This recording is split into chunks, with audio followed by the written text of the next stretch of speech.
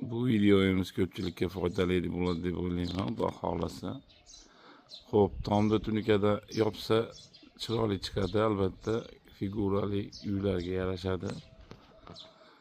Xo'p, lekin buni qishda sovuqda, yozda issiqda ancha ziyoni bor. Sababi sovuq o'tkazadi, yozda o'ta issiq bo'lib ketadi.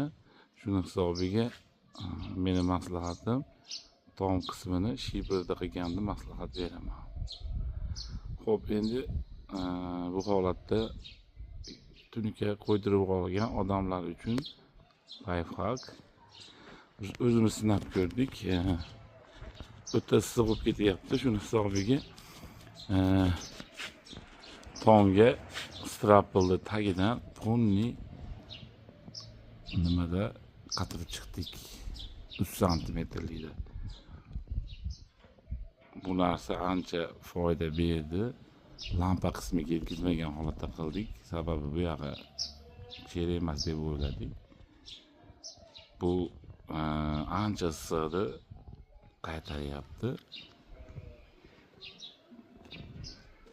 Tonni tom qismi shu bilan to'silingan. Strapl tagidan bir-biriga pena berib, nimasi bor? Bir-biriga svязка, chekkasiga asha pena surkab turib, keyin shu yerda qatirib qo'yganmiz.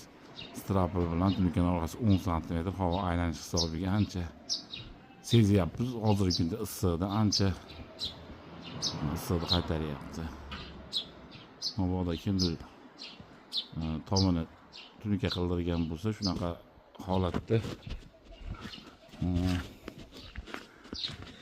nimadan pokdan perapleksdan foydalanib nima qilinsa ancha issiqni qaytaryapti. Sizlarga ham maslahatim shundan foydalaninglar. Qo'shimcha loy bosishni o'yladik, to'sinlar ko'tarammi deb har xil holatlarda o'yladik, hisob kitob qildik, keyin oxiri shuni qilishga nima qildik? 3 santimetrlik.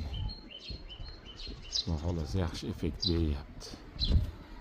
Ko'ringlar, agar ma'qul kelgan bo'lsa, siz ham foydalanishingiz mumkin.